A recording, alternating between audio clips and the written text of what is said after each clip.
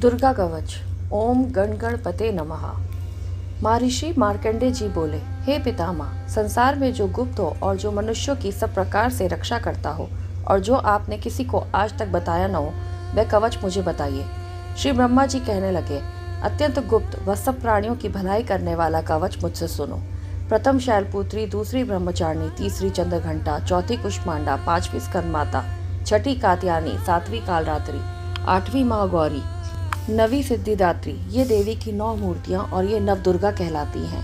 आग में जलता हुआ, रण में शत्रु से घिरा हुआ, विषम संकट में फंसा हुआ मनुष्य यदि दुर्गा के नाम का स्मरण करे तो उसे कभी भी हानि नहीं होती। रण में उसके लिए कुछ भी आपत्ति नहीं और ना उसे किसी प्रकार का दुख या डर ही होता है। हे देवी, जिसने श्रद्धा पूर्वक तुम्हारा स्मरण किया है उसकी वृद्धि होती है और जो तुम्हारा चिंतन करते हैं उनकी तुम निस्संदेह रक्षा करने वाली हो। चामुंडा प्रेत पर, वाराही भैंसे पर, रौद्री हाथी पर, वैष्णवी गरुड़ पर अपना आसन जमाती हैं। माहेश्वरी बैल पर, कुमारी मोर पर और हाथ में कमल लिए हुए विष्णु प्रिया लक्ष्मी जी कमल के आसन पर विराजती हैं। बैल पर बैठी हुई ईश्वरी देवी ने श्वेत रूप धारण कर रखा है और सब प्रकार के आभूषणों से विभूषित ब्राह्मी देवी हंस पर बैठती हैं और इस प्रकार सब देवियां सब प्रकार के योगों से युक्त और अनेक प्रकार के रत्न धारण किए हुए हैं। भक्तों की रक्षा के लिए संपूर्ण देवियां रथ में बैठी तथा क्रोध में भरी हुई दिखाई देती हैं तथा चक्र, गदा, शक्ति, हल और मूसल, खेटक और तोमर, परशु तथा पाश, भाला और त्रिशूल एवं उत्तम शारंग आदि शास्त्रों को दैत्यों के नाश के लिए और भक्तों की रक्षा करने के लिए और देवताओं के कल्याण के लिए धारण किए हैं। हे माँ रौद्रे, अत्यंत घोर पराक्रम, महान बल और महान उत्साह वाली देवी, तुमको मैं नमस्कार करता हूँ। हे देवी, तुम्हारा दर्शन दुर्लभ है तथा आप शत्रुओं के भय को बढ़ाने वाली हैं। हे जगदम्बिके, मेरी रक्षा करो। पूर्व दिशा में इंद्री मेरी रक्षा करे, अग्निकोण में अग्नि शक्ति, दक्षिण में वाराही देवी, नृत्य कोण में खड़ग धारणी देवी मेरी रक्षा करे। वारुणी पश्चिम दिशा में, वायु कोण में मृगवाहिनी, उत्तर में कुमारी और ईशान में शूल धारणी देवी मेरी रक्षा करे। ब्राह्मणी ऊपर की ओर से मेरी रक्षा करे और वैष्णवी देवी नीचे की ओर से मेरी रक्षा करे। इसी प्रकार शव पर बैठी चामुंडा देवी 10 दिशाओं में मेरी रक्षा करे। जया देवी आगे, विजया पीछे की ओर, अजीता बाईं ओर, अपराजिता दाहिनी ओर मेरी रक्षा करे।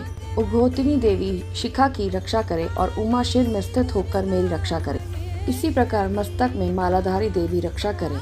यशस्विनी देवी मेरे बोहों का संरक्षण करे। बोहों के मध्य भाग में त्रिनेत्रा, नथनों की यम घंटा देवी रक्षा करे।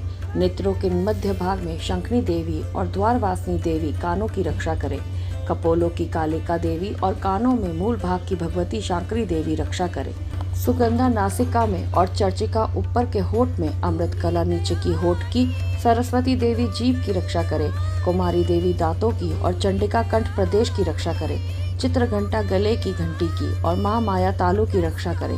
कामाक्षी ठोडी की, सर्वमंगला वाणी की रक्षा करे। भद्रकाली गर्दन की और धनुर्धरी पीठ के मेरुदंड की रक्षा करे। कंठ के भारी भाग की नीलग्रीवा और कंठ की नली की नलकूबरी रक्षा करे। दोनों कंधों की खड़गनी और वज्रधारिणी मेरे दोनों बाहों की रक्षा करे। दंडनी दोनों हाथों की और अंबिका देवी समस्त उंगलियों की रक्षा करे। शूलेश्वरी देवी संपूर्ण नखों की, कुलेश्वरी देवी मेरी कुशी की रक्षा करे। महादेवी दोनों स्तनों की, शोक विनाशनी मन की रक्षा करे। ललिता देवी हृदय की, शूल धारणी उदर की रक्षा करे। कामनी देवी नाभि की, पूतना और कामिका लिंग की और महिष वाहिनी गुदा की रक्षा करे। संपूर्ण इच्छाओं को पूर्ण करने वाली महाबला देवी दोनों जंघाओं की रक्षा करे।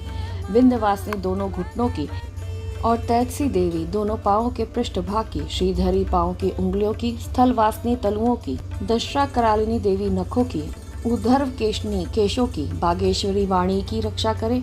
रोमा बालियों के छिद्रों की कोबरी और त्वचा की बागेश्वरी देवी रक्षा करे। पार्वती देवी रक्त, मज्जा, वसा, मांस, हड्डी की रक्षा करे। कालरात्रि आंतों की रक्षा करे। मुक्तेश्वरी देवी पित्त की, पद्मावती कमल कोश की, चूड़ामणि कफ की रक्षा करे। ज्वालामुखी नसों की जल की रक्षा करे। उभेदा देवी शरीर के सब जोड़ों की रक्षा करे। ब्रह्माणी मेरे वीर की, छतेश्वरी छाया की और धर्म धारणी मेरे अहंकार, मन तथा बुद्धि की रक्षा करे। प्राण, अपान, समान, उदान और व्यान की व्रज हस्ता देवी रक्षा करे। कल्याण शोभना मेरे प्राण की रक्षा करे। रस, रूप, गंध, शब्द और स्पर्श इन विषयों के अनुभव करते समय योगिनी देवी मेरी रक्षा करे तथा सत्व गुण, रजोगुण, तमोगुण की रक्षा नारायणी देवी करे। आयु की रक्षा 12 देवी करे, वैष्णवी धर्म की तथा चक्रणी देवी मेरे यश कीर्ति लक्ष्मी धन विद्या की रक्षा करे। इंद्राणी मेरे शरीर की रक्षा करें और हे चंडिके आप मेरे पशुओं की रक्षा करिए। महालक्ष्मी मेरे पुत्रों की रक्षा करें और भैरवी मेरी पत्नी की रक्षा करें।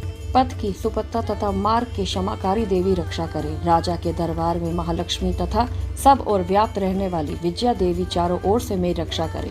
जो स्थान रक्षा से रहित हो और कवच में रह गया हो उसकी पापों का नाश करने वाली जयंती देवी रक्षा करें।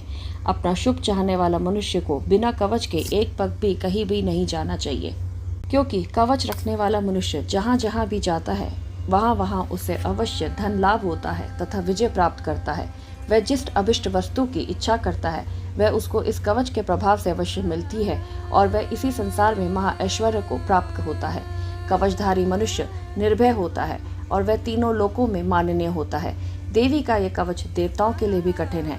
जो नित्य प्रति नियम पूर्वक तीनों संध्याओं को श्रद्धा के साथ इसका पठन पाठन करता है उसे देव शक्ति प्राप्त होती है। वह तीनों लोकों को जीत सकता है तथा अकाल मृत्यु से रहित होकर 100 वर्षों तक जीवित रहता है। उसकी लूता चर्म रोग विस्फोटक आदि समस्त व्याधियां समूल नष्ट हो जाती हैं और स्थावर जंगम तथा कृत्रिम विष दूर होकर उनका कोई असर नहीं होता तथा समस्त अभिचारक प्रयोग और इस तरह के जितने यंत्र मंत्र तंत्र इत्यादि होते हैं इस कवच के हृदय में धारण कर लेने पर नष्ट हो जाते हैं। इसके अतिरिक्त पृथ्वी पर विचरने वाले भूचर नपचर जलचर प्राणी उपदेश मात्र से सिद्ध होने वाले निम्न कोटि के देवता, जन्म के साथ प्रकट होने वाले देवता, कुल देवता, कंठमाला आदि डाकनी शाकनी, अंतरिक्ष में विचरने वाले अत्यंत बलवती भयानक डाकनियां, ग्रह भूत यक्ष गंधर्व राक्षस ब्रह्म राक्षस वेताल कुष्मांड और भैरव आदि अनिष्टकारक देवता उस मनुष्य को जिसने कि अपने हृदय में ये कवच धारण किया हुआ है देखते ही भाग जाते हैं। इस कवच के धारण करने से मान और तेज बढ़ता है।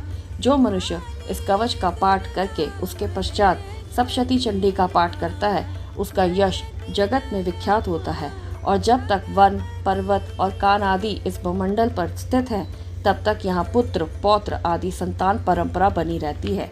फिर देहांत होने पर ऐसा मनुष्य परम पद को प्राप्त होता है जो देवताओं के लिए भी कठिन है और अंत में सुंदर रूप को धारण करके भगवान शंकर के साथ आनंद करता हुआ परम मोक्ष को प्राप्त होता है। जयकारा शेरावाली दा बोल साचे दरबार की जय।